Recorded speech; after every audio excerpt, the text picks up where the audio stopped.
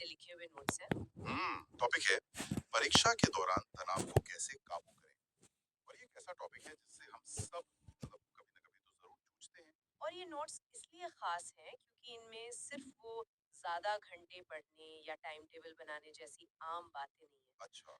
इनमें एक पूरा नजरिया दिया गया है, एक हॉलिस्टिक अप्रोच जो शरीर, मन और हमारे आसपास के माहौल तीनों को जोड़कर देखती है। बिल्कुल ऐसा लग रहा है जैसे इन नोट्स का मूल मंत्र है कि तनाव के समय जब सब कुछ हाथ से निकलता हुआ लगे तब हम अपनी जिंदगी का कंट्रोल वापस कैसे लें। सही बात है।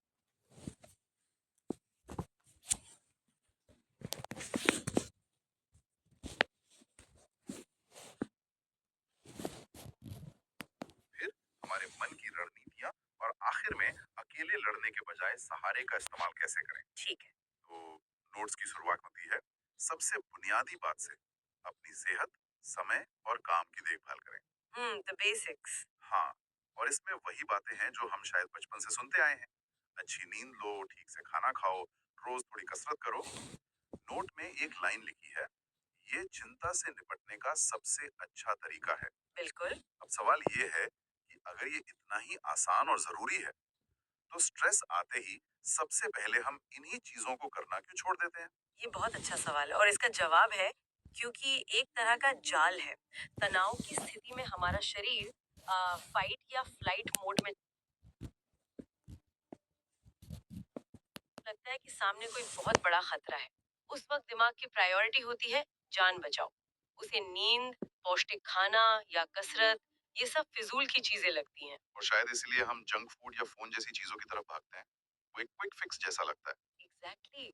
दिमाग जल्दी से जल्दी ऊर्जा और आराम चाहता है और उसे ये चीजें जंक फूड की शुगर या सोशल मीडिया स्क्रॉल करने से मिलने वाले डोपामाइन रश में मिलती है।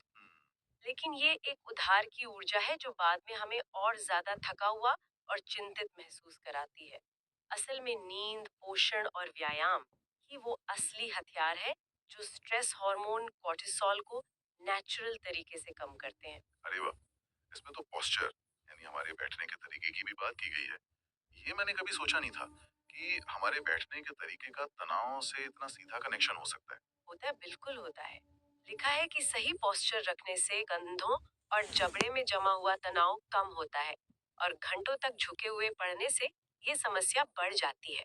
ये अनोखी बात इसलिए लगती है क्योंकि हम बॉडी और माइंड को दो अलग अलग चीजें मानकर चलते हैं, जबकि वो है नहीं। अच्छा, उनके बीच एक टू वे स्ट्रीट है जिसे बायो फीडबैक लूप कहते हैं। जब आप तनाव में होते हैं तो आपके कंधे अपने आप झुक जाते हैं, सांसें छोटी हो जाती हैं। हाँ, ये तो होता है। लेकिन इसका उल्टा भी उतना ही सच है। अगर आप जानबूझकर अपने कंधे झुकाकर सिर नीचे करके बैठें, तो कुछ ही देर में आप बिना किसी वजह के थोड़ा सुस्त और उदास महसूस करने लगेंगे। मतलब हम अपने शरीर के जरिए मन को सिग्नल भेजते हैं। बिल्कुल। वहीं अगर आप अपनी कमर सीधी करते हैं, कंधे पीछे खींचते हैं और गहरी सांस लेते हैं, तो आप तुरंत अपने दिमाग को एक सिग्नल भेजते हैं, मैं नियंत्रण में हूँ, मैं तैयार हूँ। वाह। ये छोटे छोटे शारीरिक बदलाव हमारे मन की स्थिति पर बहुत बड़ा असर डाल सकते हैं। ये शरीर के जरिए मन को हैक करने जैसा है। मतलब ये है कि हम अपने शरीर को नियंत्रित करके अपनी तनाव को नियंत्रित कर सकते हैं। ये तो बहुत पावरफुल विचार है। हम्म। और शायद यही नियंत्रण का विचार हमारे मानसिक स्वास्थ्य पर भी लागू होता है, जिसका जिक्र नोट्स के अगले हिस्से में किया गया है। यहाँ साफ लिखा है, अध्ययन के दौरान टेक्नोलॉजी से दूरी बनाएं। आज के समय की सबसे बड़ी चुनौती। और ये बात बिल्कुल सच है। कभी कभी मैं बस एक मैसेज का जवाब देने के लिए फोन उठाता हूँ और 20 मिनट बाद खुद को किसी और ही ऐप पर पाता हूँ और ये भी भूल जाता हूँ कि फोन उठाया क्यों था। और ये सिर्फ ध्यान भटकना नहीं है, इसके पीछे गहरा न्यूरोकेमिकल खेल चल रहा है। वो क्या है। जब आप फोन पर कोई नोटिफिकेशन देखते हैं या कोई मजेदार वीडियो, तो आपके दिमाग में डोपामाइन नाम का एक केमिकल रिलीज होता है जो आपको पल भर की खुशी देता है। अच्छा। दिमाग को इसकी आदत पड़ जाती है, फिर वो बार बार वही खुशी चाहता है। दूसरी तरफ पढ़ाई करने में मेहनत लगती है और उसका इनाम बहुत देर बाद मिलता है, तो दिमाग हमेशा आसान रास्ता चुनता है, फोन उठाओ और तुरंत खुशी पाओ। सही बात है। और इससे भी बड़ी समस्या है कॉन्टेक्स्ट स्विचिंग की। जब आप पढ़ाई से ध्यान हटाकर 30 सेकंड के लिए भी फोन देखते हैं और फिर वापस पढ़ाई पर आते हैं, तो आपके दिमाग को दोबारा फोकस बनाने में कई मिनट लग जाते हैं। हाँ, वो फ्लो टूट जाता है। बिल्कुल। इस आने जाने में इतनी दिमागी ऊर्जा बर्बाद होती है कि आप बहुत जल्दी थक जाते हैं। इसीलिए नोट्स में फोन को साइलेंट करके दूर रखने का जो सुझाव है, वो सिर्फ ध्यान बचाने के लिए नहीं, बल्कि अपनी दिमागी ऊर्जा बचाने के लिए है। मानसिक शांति के लिए एक और सुझाव जो इन नोट्स में है वो है अपनी पढ़ने की जगह को साफ सुथरा रखना। लिखा है, बाहरी व्यवस्था और आंतरिक शांति का गहरा संबंध है। अब ये सुनने में तो बहुत अच्छा लगता है, पर कई लोग कहते हैं कि a cluttered desk is a sign of a creative mind. मतलब एक बिखरी हुई मेज एक रचनात्मक दिमाग की निशानी है। हाँ, ये आर्ग्यूमेंट मैंने भी सुना है। तो क्या इस बात में कोई सच्चाई नहीं है, या फिर क्रिएटिविटी और परीक्षा की तैयारी के लिए दिमाग को अलग अलग माहौल चाहिए? ये एक बहुत अच्छा सवाल है और इसका जवाब मतलब हाँ और नहीं, दोनों है। अच्छा। देखिए, जब आप कुछ नया सोच रहे होते हैं, ब्रेनस्टॉर्मिंग कर रहे होते हैं, तब एक थोड़ा अव्यवस्थित माहौल आपके दिमाग को अलग-अलग दिशाओं में सोचने के लिए इंस्पायर कर सकता है। ठीक है। लेकिन परीक्षा की तैयारी एक अलग तरह का काम है। इसमें आपको जानकारी को व्यवस्थित तरीके से अपने दिमाग में डालना और याद रखना होता है। ऐसे में जब आपकी नजर के सामने बहुत सारी बिखरी हुई चीजें होती हैं, तो आपका दिमाग अनजाने में उन सभी को प्रोसेस करने की कोशिश करता है। इसे कॉग्निटिव लोड का सिद्धांत कहते हैं। मतलब दिमागी बोझ बढ़ जाता है। बिल्कुल, आपकी दिमागी शक्ति का एक हिस्सा उस बिखराव को मैनेज करने में ही खर्च हो जाता है, जिससे फोकस करने और याद रखने के लिए कम ऊर्जा बचती है। वाह, मतलब मेज साफ करना दिमागी बोझ हल्का करने जैसा है। हाँ, एक तरह से ये अपने दिमाग पर से एक अनचाहा बोझ हटाने और स्ट्रेस हार्मोन को कम करने का एक सीधा तरीका है। और इसी के साथ नोट्स में हर 2 घंटे बाद ब्रेक लेने और ध्यान या मेडिटेशन जैसी तकनीकों को अपनाने की बात भी कही गई है। बिल्कुल, हमारा दिमाग एक मसल की तरह है। आप जिम में लगातार घंटों तक एक ही मसल की एक्सरसाइज नहीं कर सकते, उसे आराम चाहिए होता है। सही है। वैसे ही लगातार पढ़ने से दिमाग की जानकारी को प्रोसेस करने और सहेजने की क्षमता कम हो जाती है। एक छोटा सा 5-10 मिनट का ब्रेक भी दिमाग को रीसेट कर देता है। और मेडिटेशन तो जैसे दिमाग के लिए एक डीप क्लीन जैसा है। तो हमने शरीर को साधा, अपने आसपास के माहौल और मन को व्यवस्थित किया। हम एक तरह से अपनी अंदरूनी दुनिया पर नियंत्रण पा रहे हैं। हम्म। लेकिन नोट्स का तीसरा हिस्सा हमें याद दिलाता है कि ये लड़ाई सिर्फ अंदर ही नहीं लड़ी जानी चाहिए।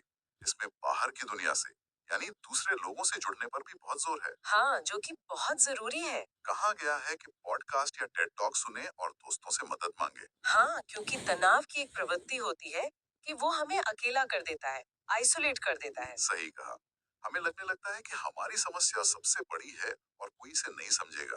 बिल्कुल, हम खुद को एक कमरे में बंद कर लेते हैं हाँ, और ये अकेलापन उस तनाव को और बढ़ा देता है।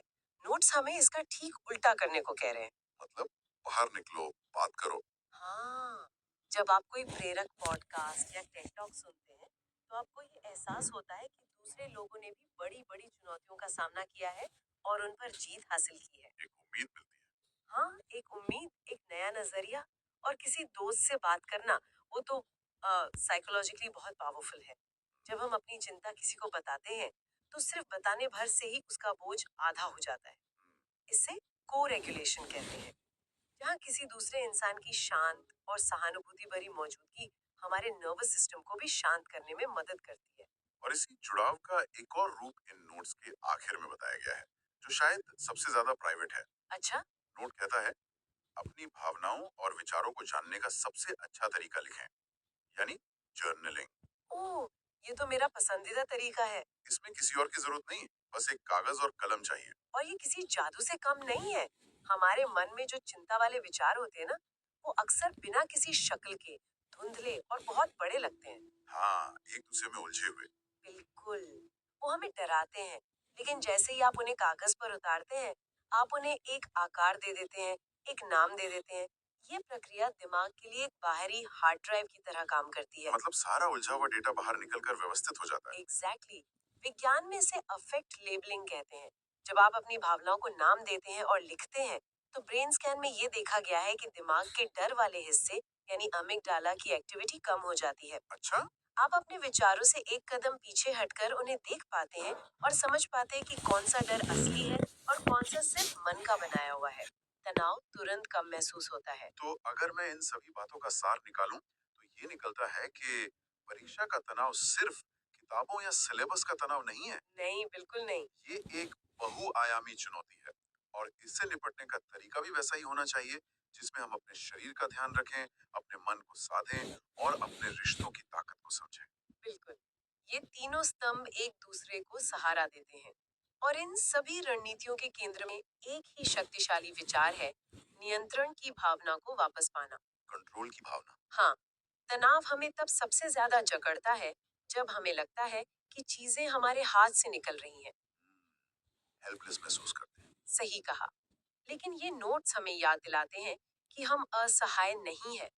चाहे वो अपनी कमर सीधी करना हो, अपनी मेज से 5 फालतू चीजें हटाना हो, 10 मिनट के लिए फोन बंद करना हो, या सिर्फ 2 मिनट लगाकर अपनी चिंताओं को कागज पर उतारना हो। ये छोटे छोटे कदम। हाँ, ये छोटे छोटे करने लायक काम हमारे दिमाग को बार बार ये संदेश देते हैं कि कंट्रोल मेरे हाथ में है और नियंत्रण की ये भावना ही तनाव के खिलाफ सबसे बड़ा हथियार है। पूछने वाली बात यह है, जरूरी नहीं कि सब कुछ एक साथ किया जाए। शायद सिर्फ अपनी कुर्सी पर बैठने का तरीका बदलना या अपने फोन को दूसरे कमरे में रख कर आना। बस एक छोटी सी शुरुआत। हाँ, बस एक छोटी सी शुरुआत जो कल एक बड़ा अंतर ला सकती है।